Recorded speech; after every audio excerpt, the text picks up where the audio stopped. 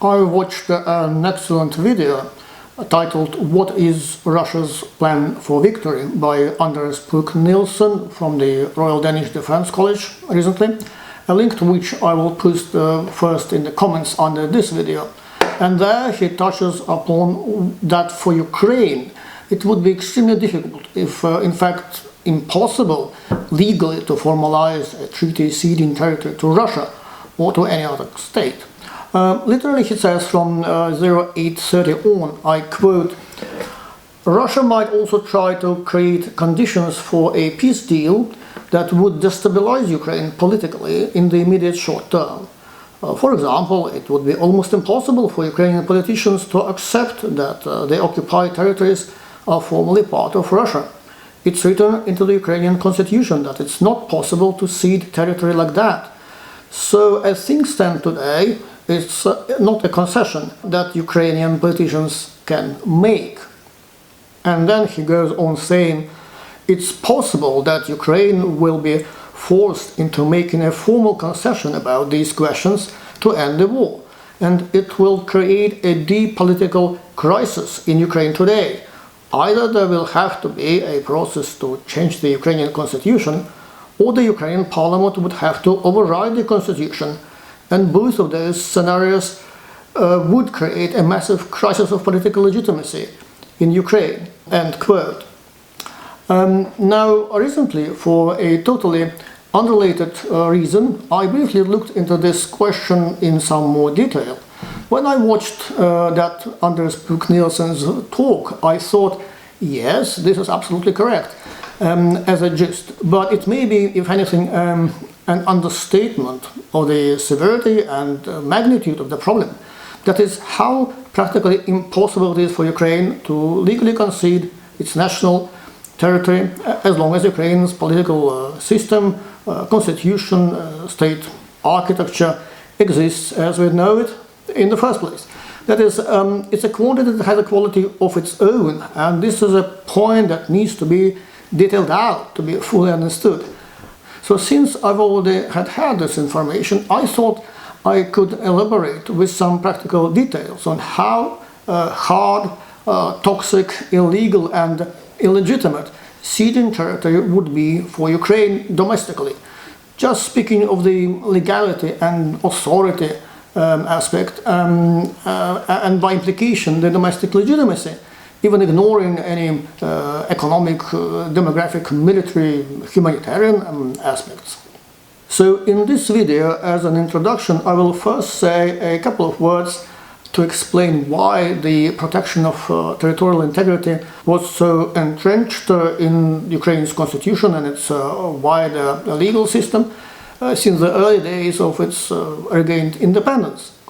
Then I will give a brief layout of how there is a set of interlocking multi-layer legal safeguards in Ukraine against ceding any territory to a different state.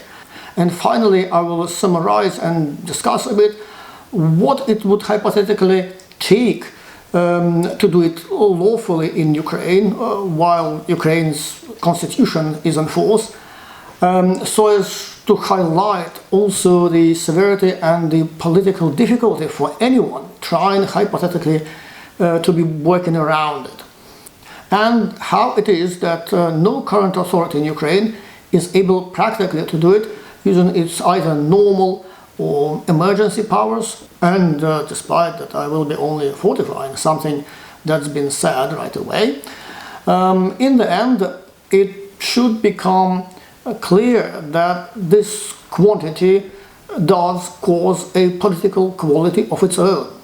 So I will come up in the end with a couple of important implications that I can think out of this. Basically, where this information leaves us with our expectations about the course that the Ukrainian situation might be taking in the context of the war, how it all links up with Anders Puk Nielsen's politico-military arguments that he sets forth in his talk.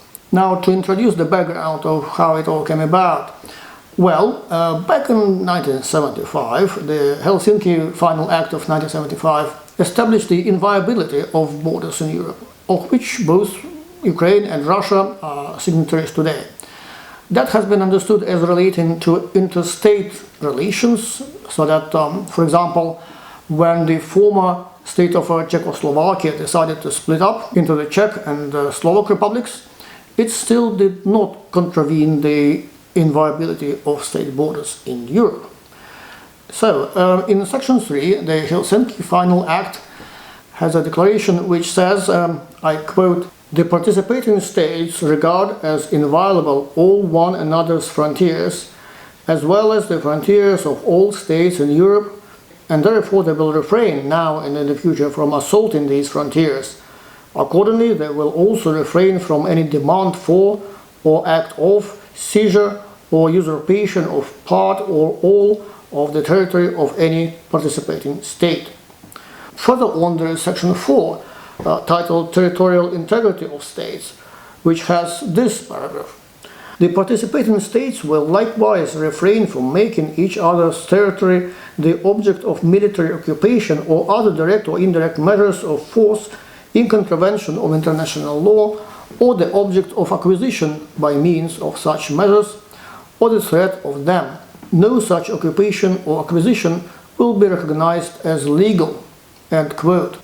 So prima facie, in this context, for a state of Ukraine that has re-emerged as independent since 1991, with the Helsinki Final Act 1975 in force, one would think it would be natural not to need to enact any provisions in law, either to enable its government to cede any territory or to guard against that. However, in Ukraine in the 1990s, they had at least two factors motivating them to set up such protections. One was that since the early days of the USSR breakup, there were Russian politicians in and outside Russia's parliament talking and calling for making official claims for specifically Crimea.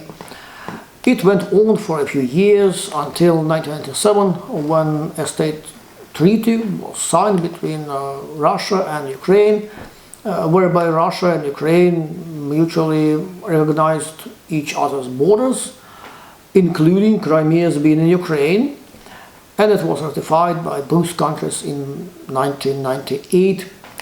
So that in Ukraine they were living for many years perceiving a hypothetical but specific threat to their national territorial integrity from Russia. Now, secondly, from the early days of Ukraine's new independence, there was a lot of mistrust and suspicion within Ukraine's political community and the media and the public at large about political corruption among its politicians and government involving matters of any level, even of high politics, even of disarmament and international relations. That perception in a way materialized or culminated around the so-called Viktor Yanukovych's loans from Russia. And there was widespread public outrage, as Ukrainians widely saw it, as their then President Viktor Yanukovych's taken what was perceived as a bribe of 15 billion US dollars from Putin's Russia in 2023 to block Ukraine's progress to join the European Union.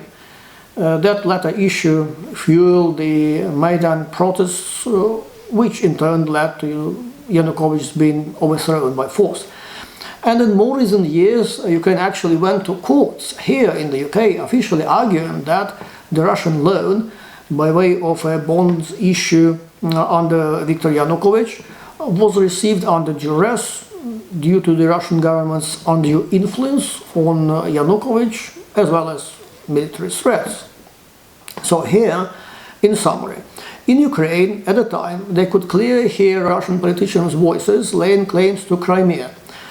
And there was an entrenched anxiety that there could be politicians in Ukraine so profoundly corrupt as even trying to selling national interests, including ceding national territory, while acting on corrupt notice. And so the Constitution of Ukraine, 1996, was adopted, as well as other laws of that era, creating a set of protections for the country's territorial integrity. That's the historical context of why it is there.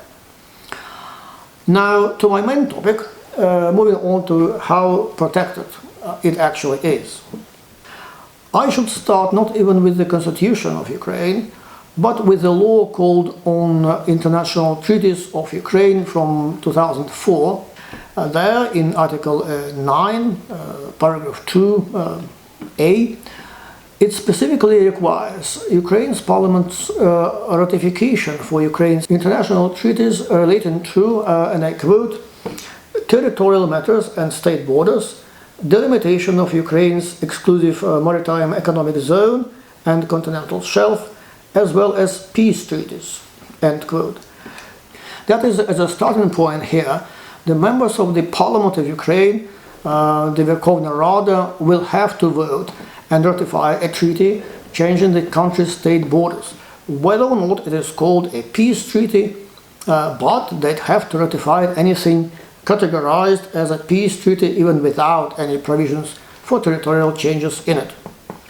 However, before it can arrive for the Ukrainian parliament's certification, one other step will need to have happened. This is because we are talking about something contravening the territorial integrity and the administrative and territorial, that is regional subdivision of Ukraine, which is specifically set in the country's constitution.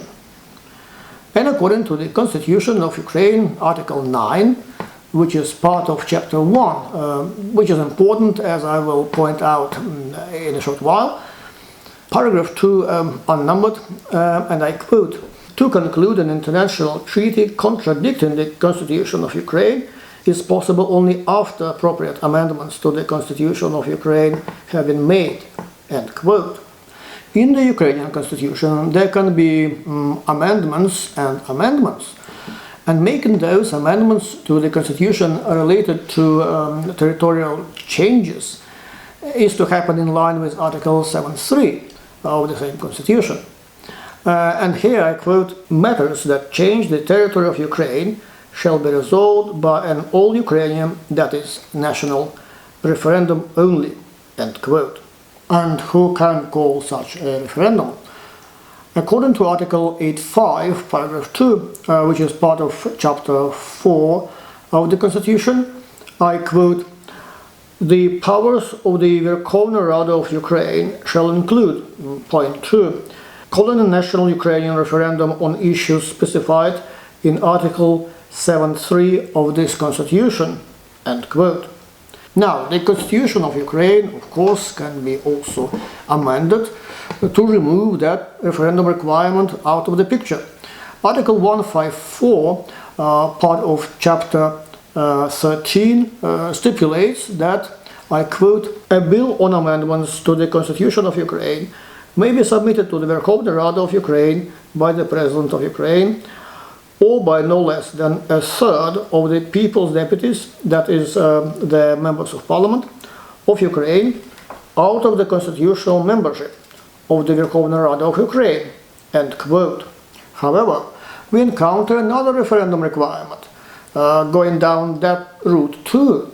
This is because, according to Article 156, part of Chapter 13, I quote, a bill on amendments to Chapter 1, titled General Principles, Chapter 3, titled Elections and Referendum, and Chapter 13, titled Amendments to the Constitution of Ukraine, shall be submitted to the Verkhovna Rada of Ukraine by the President of Ukraine or by no less than two-thirds of the constitutional membership of the Verkhovna Rada of Ukraine, and provided that it is passed by no less than two-thirds of the constitutional membership of the Verkhovna Rada of Ukraine, must be put to the approval of a Ukrainian national referendum, which shall be called by the President of Ukraine. It goes on saying, quote, a repeated submission of a bill to amend Chapter 1, 3 or 13 of this Constitution on the same matter can only be made not before the next convocation of the Verkhovna Rada of Ukraine, that is to say, after the next general election. So the significance of naming which article belongs to which chapter has been that Article 7.3, which I spoke about, requiring a referendum on territorial changes in the Constitution, belongs to Chapter 3. Article 9 requiring a change to the constitution before an international treaty that would contravene it belongs to Chapter 1. And Article 153, 156, 157, 159, the significance of which I will explain in a moment, are part of Chapter 13. Amending any of it would require a referendum of its own in the first place, as well as a fairly unanimous parliament. Now, although Article 85 belongs to Chapter 4, I don't see how that could be exploited, potentially taking away from the Verkhovna Rada the authority to call a referendum on territorial changes does not remove the requirement for that referendum to happen as such. Changing the constitution of Ukraine to legalize territorial concessions has been made additionally difficult in light of Articles 157 and 158 of Chapter 13. According to Article 157, I quote, "The Constitution of Ukraine cannot be amended if the amendments provide for the abolition or restriction of the rights and freedoms of persons and citizens, or if those are aimed at the abolition of the independence of Ukraine, or a violation of its territorial integrity. The Constitution of Ukraine cannot be amended while the state of martial law or state of emergency is in force." End quote. And here, significantly, there is also a role for the Constitutional Court of Ukraine to vet any constitutional amendments. As Article 159 states, I quote, "A bill of amendments to the Constitution of Ukraine shall be considered by the Verkhovna Rada of Ukraine, having received conclusions of the Constitutional Court of Ukraine on its compliance with the requirements of Article 157 and 158 of this Constitution." End quote. So the Constitutional Court would be bound to rule a bill violating the territorial integrity as non-compliant with Article 157, which would bar it from being put to the Verkhovna Rada's vote. The articles of Chapter 13, as I've highlighted a minute ago, are among those themselves protected from amendments by the referendum requirement as per Article 156 of the same Chapter 13. Right, where does it all leave anyone wishing to make formal territorial concessions to Russia? One side note here is that in Ukraine's political system today, the matters of potential peace negotiations are supervised by the presidential office of Volodymyr Zelensky, not by Ukraine's Ministry of Foreign Affairs or Parliament.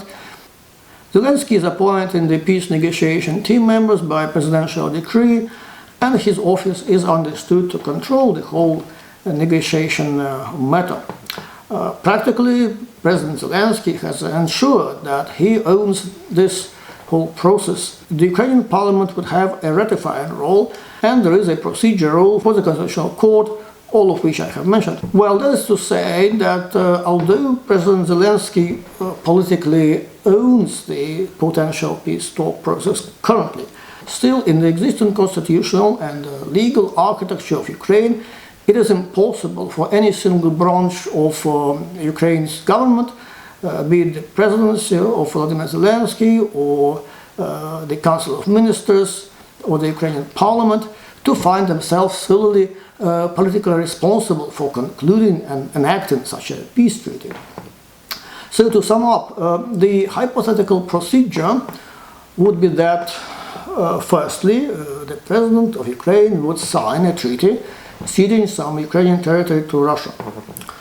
Secondly, in order to remove the restrictions of making amendments to the constitution, in particular Article 157, that issue would need to be won in a national referendum, which would need to have been called by the president of Ukraine, which cannot be happening while the state of martial law is in force.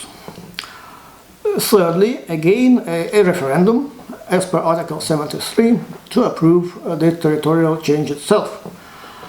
That would need to be called by the Verkhovna Rada if paragraph 2 of Article 85 would not have been amended yet. Fourthly, a bill amending the constitution would need to be passed by the Verkhovna Rada of Ukraine, removing the constitutional bar to concluding an international treaty that would have otherwise be contravening the constitution. that is ceding Ukraine's territory to Russia. Fifthly, the Verkhovna Rada would need to ratify that international treaty unless the Verkhovna Rada's ratification requirement would have been removed from the International Treaties of Ukraine Act 2004 and from Article 9 of the Constitution at an earlier point. Quite obviously, the Ukrainian constitutional legislator has created a system of interlocking safeguards against making it possible for the government of Ukraine, even the presidency, acting together with the politicians of the Verkhovna Rada and the Constitutional Court, to formally agree to a violation of the country's territorial integrity. And the sequence of actions itself, which I've just described, leads to an additional political problem. How to make such amendments to the Constitution, renouncing the territories and removing the names of the whole regions from the constitutional list, while there is still no signed and ratified international treaty, handing them over to different countries. And while it's uncertain whether it will be ratified in the end, and what if something happens in Russia and it does not ever get ratified from either or both sides? And you have already renounced specific territories from the Constitution. Also, the time frame for carrying out such a procedure involving two referenda seems quite long. So while the Constitution of Ukraine is in force, such a treaty ceding territory is difficult to conclude and legalize, and in any case would be impossible for Zelensky's presidency to do it on his own. Had there been no Article 9 of the Constitution, which refers to concluding a treaty itself and not just ratifying it, it could be possible from the president's end to sign a treaty based on his powers under Article 106, paragraph 3 of the Constitution, while all the parties would be aware that it could not be practically ratified in Ukraine, either at all or definitely not in the foreseeable future. But Article 9 is there, and even if Verkhovna Rada agreed to eliminate its own ratification authority from the International Treaties of Ukraine Act 2004, that would not remove the constitutional obstacles. Now, here is a bit of an interesting terminology issue, which I find interesting as a legal linguist in one of my professional roles. That Article 106, paragraph 3 of the Constitution of Ukraine, under the President's powers, is using the same Ukrainian word for concluding an international treaty as in Article 9 of the Constitution, which bars concluding treaties that contravene the Constitution. And it specifies no separate authority for the President to sign a treaty, even though it says that the President can negotiate a treaty. So the President can't sign it, relying on his powers in Article 106, it seems, before the constitutional obstacles are removed. However, a detailed description of such terms is found also in the International Treaty of Ukraine Act 2004, in Article 2, which speaks of first signing, such as by the President, and then ratifying it by the Parliament, as just two of the stages of what is overall concluding a treaty. In fact, that description of the stages of concluding a treaty is in line with the Vienna Convention on the Law of Treaties 1969, which is also speaking of signing, ratifying, approving, and overall concluding a treaty, calling that in English, and so there's no doubt what it means. Now, Article 106, paragraph 3, if it was amended to replace concluding with signing by the President, or the Constitutional Court could officially interpret that it means signing a treaty by the President and not concluding in the sense of Article 9, which is disallowed, then the President of Ukraine could sign an unconstitutional treaty and leave it there, perhaps. Also, any notion that international treaties can have primacy over acts of Ukrainian domestic legislation, such as found in Article 19, Para 2 of the Act 2004, is again conditional on that the Ukrainian Parliament will have ratified that treaty in the first place, as is specified in Para 1 of the same article. So it's originally the Constitution's Article 9, not the Act 2004, that recognizes those treaties that the Verkhovna Rada has ratified as legally binding, as part of Ukraine's domestic legislation, as they put it, no less. So there is hardly a way around ratifying such an international treaty to enact it in Ukraine's law, unless the constitution is amended, which means the national referendum. Now, in my final remarks here, I will offer some reflections on the implications and politics of what I've been covering so far.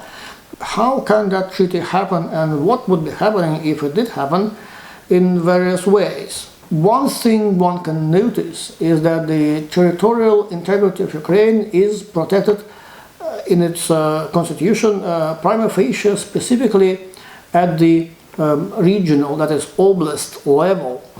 There is a specific list in the constitution of what regional units make up the territory of Ukraine.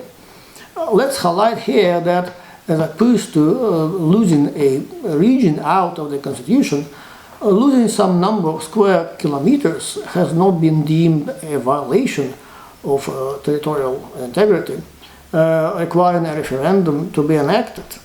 For example, concluding agreements on the demarcation of Ukraine's state border with Belarus, based on the border treaty of 1997, resulted in Ukraine's losing some number of hectares to Belarus, as well as acquiring some number of hectares of land from Belarus elsewhere. That was never challenged as unconstitutional or requiring a referendum for being something violating the territorial integrity. The term of territorial integrity in its practical constitutional meaning in Ukraine appears to be linked to its administrative territorial subdivision, and to boil down to Ukraine's official regions. It's those regions that are specifically named in Ukraine's constitution. If ceding a few hectares is not a problem, then how much of a region or oblast needs to be affected? A quarter, or a third, or three quarters, or maybe three quarters from two different regions before it would be deemed a violation of territorial integrity? I don't know. That is what the Constitutional Court of Ukraine would most likely need to be looking into as per Article 159. But for a quick probable answer, firstly, a loss resulting in losing a whole region would be a straightforward unconstitutional violation of Ukraine's territorial integrity. Those are named, listed in the Constitution. And secondly, ceding an area including a regional capital city, after which a region is called, would be likely deemed equivalent to losing that region which is called after that city, and so deemed unconstitutional. As a quick side note, regionally there were historical precedents whereby a region continued to function under its old name after and despite that its former regional center, its old seat of regional government, given it its name, had been annexed by a neighboring state, such as the voivodeship of Polotsk of the former Grand Duchy of Lithuania, in the first partition of the Polish-Lithuanian Commonwealth in 1772, but we are not in 1772. Nowadays, Ukraine's constitutional court would most likely rule a similar arrangement unconstitutional, if still has a say. But by the way, that annexing neighboring state in 1772 was Russia again. Very hypothetically, some constitutional trickery could be employed by abolishing a region and merging its territory into its neighboring Ukrainian region immediately to the west of it. While in the treaty, ceding not a region, but a certain number of thousands of square kilometers from the newly enlarged region, which would physically correspond to the first old region's territories, including potentially its former regional capital city. That would require a constitutional amendment only to change the domestic government regional structure of Ukraine, while trying to leave out the territorial integrity issue. Article 133 of Chapter 9, naming the constituent territorial units of Ukraine, the oblasts, is not protected from amendments by a referendum requirement, as per Article 156 in the first place. But of course that action would all too likely be deemed an abuse, and again unconstitutional if reviewed by the Constitutional Court. Practically, the Constitution of Ukraine effectively shifts the responsibility for deciding on territorial changes onto the voting population. Winning a referendum like that would be conceivable, but not before the whole nation's spirit would be broken, not just the government's. And then, as we know, in the UK, the results of a referenda can never be guaranteed or even hard to predict. And running a rigged Lukashenko-style referendum on such a matter in that setting would be prone to triggering very violent reactions against the government by the population. A large part of it is still in the armed forces or has had very recent combat experience. I'd compare in the domestic law the difficulty of that with enacting a piece of legislation to legalize alienating property by way of armed robbery. Speaking of, democracy, a treaty to cede national territory of Ukraine can practically be concluded and put into effect only after an authoritarian coup, which would suspend the constitution of Ukraine. And who would do a coup in Ukraine precisely in order to become politically responsible for that? Still, this is a radical and hypothetical, of course, question. Can Ukraine cede land if its constitution is suspended in a coup d'etat? That is outside the realms of legality and legitimacy. All I'd say is that the fighting spirit of the Ukrainian nation and its army is far from broken. It remains a people's war for them, a patriotic war for them, and politically I can imagine a military coup in Ukraine rather to torpedo an unpopular peace treaty rather than to enable it. Anders Nielsen speaks in his video about the danger that, if left without security guarantees, the only kind of government capable of providing security for the population in Ukraine would be eventually a pro-Russian government. If Russia agreed to wait for formalizing the treaty handover until there could be a pro-Russian government that would in turn do a coup and suspend the Ukrainian constitution, that scenario could potentially work with some probability, but Russia is unlikely to want to take the chances and to leave the matter unresolved for many years, just hoping to formalize it at a more or less likely stage 2 down the line. So I'd say that today and for the foreseeable future, the only force that could suspend Ukraine's constitution in order to enable unconstitutional concessions to Russia could be just Russia's own invading military force and nothing domestically in Ukraine. On a footnote, There are more parts of the constitution of Ukraine that are at odds with Putin's likely peace treaty demands. Since 2019, the constitution of Ukraine includes references to the country's objectives of joining the EU and NATO, now at 4 places, even though those are not in the chapters protected by the referendum. What I've explained so far, highlighting the domestic virtual impossibility for Ukraine to formally cede territory in a legal and or legitimate way, seemingly leaves us none the wiser as to what can actually be done. But this is in a way useful since it helps to prevent fixations on solutions that are fundamentally false. Because let us approach this from another flank, asking would it help Ukraine if its government could formalize ceding territory easily and in a manner convincingly final for Putin? Not really. It could make things easier only had Ukraine practically won the war, and then Putin's leadership would be seeking only a face-saving appearance of a victory.